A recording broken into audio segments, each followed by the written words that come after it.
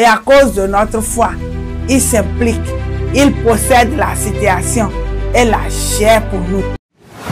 Shalom, shalom, chers amis auditrices. Shalom, chers amis auditeurs.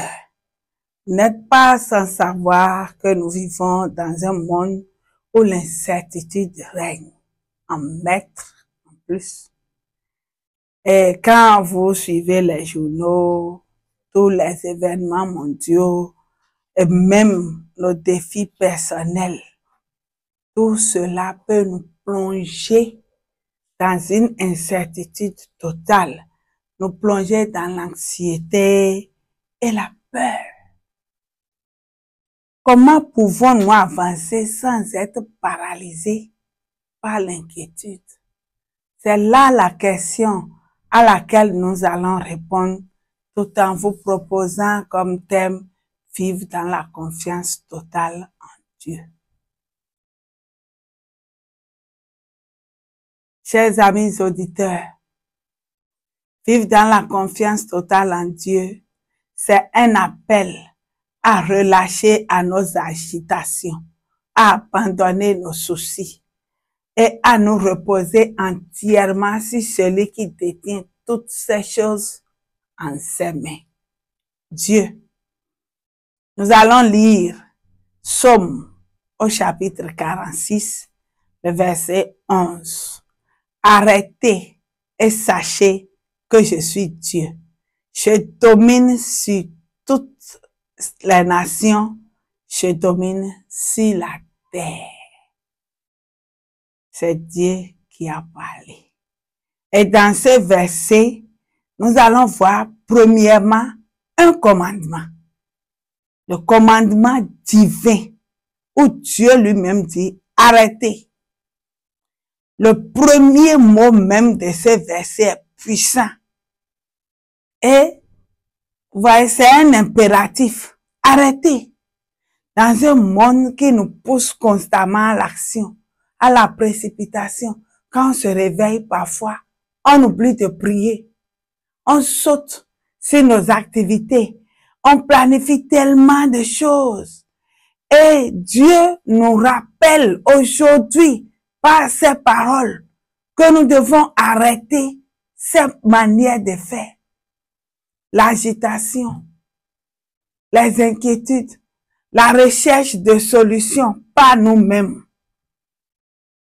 Arrêtez. Ce n'est pas une invitation où nous devons arrêter peut-être de travailler, où nous devons devenir indifférents, où nous devons devenir paresseux, aller dormir. Non. Mais Dieu nous invite à arrêter nos agitations, nos inquiétudes, nos folles pensées, nos projets incessants où on abandonne tout, on n'a jamais le temps.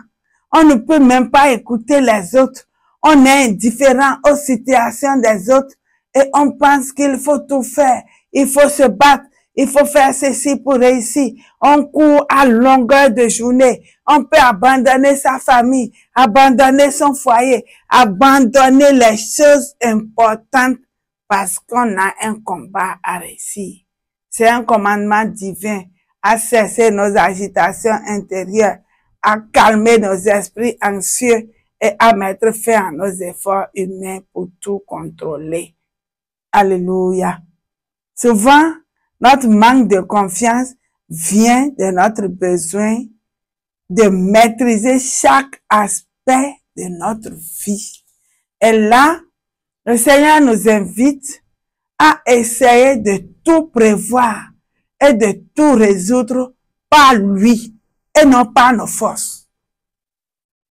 Qui sommes-nous sans le Seigneur? Que pouvons-nous sans lui? Même si nous sommes grands, intelligents, diplômés, nantis de quoi que ce soit, sans le Seigneur, nous sommes vides. Et pour réussir, nous devons placer toute notre confiance en Dieu. Et nous devons comprendre que tout ce qui se passe là est conduit par Dieu. C'est pourquoi il nous dit, arrêtez. Arrêtez de faire ce que vous pouvez pas à votre propre force sans Dieu. Cessez de vous inquiéter. Notre inquiétude ne change aucune situation. Il y a des gens qui ont appris à se plaindre. Ils vivent de plaintes. Ils se lamentent à tout moment. Ils n'ont jamais exprimé la joie. Ils ne sont jamais heureux, jamais satisfaits. Ils ne se félicitent jamais. Ils n'ont jamais remercié Dieu. Ils n'ont pas d'action de grâce à monter vers Dieu, mais toujours des requêtes, toujours des plaintes, toujours des problèmes à énumérer. Ils pensent que c'est eux seuls qui souffrent. Ils veulent attirer l'attention de tout le monde sur leur vie. Je voudrais vous dire que Dieu nous appelle à dépendre de lui, de mettre toute notre confiance en lui, à croire que nous sommes ce que nous sommes par lui et qu'il est dans la barque, quelles que soient les difficultés, ça ne va jamais nous épuiser. Deuxièmement, la révélation de la souveraineté de Dieu est dite dans ses commandements. Sachez que je suis Dieu. Sachez que je suis Dieu. Reconnaître que Dieu est une réflexion très fondamentale de la nature de Dieu par rapport à la nature de Dieu. Ce n'est pas un Dieu parmi les dieux. Ce n'est pas un Dieu fabriqué. Ce n'est pas un Dieu qu'on a bâti par quelque chose. Ce n'est pas une représentation, mais c'est le Dieu souverain. Celui qui était, celui qui est, qui sera, celui qui ne change pas. À travers l'univers, il est le maître de l'histoire. Savoir qu'il est Dieu, c'est comprendre qu'il a tout pouvoir et toute autorité. Et cela signifie qu'il n'est dépassé par aucun événement de notre vie et que rien ne lui échappe. Parfois, nous oublions qui nous servons. Nous oublions qui nous avons choisi. Nous oublions qui nous adorons. Et nous portons nos problèmes nous-mêmes. Nous laissons Dieu hors de nos souffrances. Nous le mettons à l'écart, pensant montrer notre dynamisme, notre force. Dieu nous appelle à reconnaître que c'est lui qui est Dieu. C'est lui qui a créé le ciel et la terre. C'est lui qui nous a fait. Et toute autorité lui revient.